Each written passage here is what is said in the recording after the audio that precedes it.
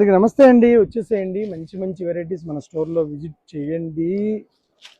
सब के लिए लेके आया आज इतनी अच्छी साड़ी ऑल ओवर जाल। रेट देख लिया तो मतलब इतना सुंदर साड़ी आप देख लीजिए, मैं खोल देता हूँ, చూసేయండి ఎంత బాగుంది చూడండి।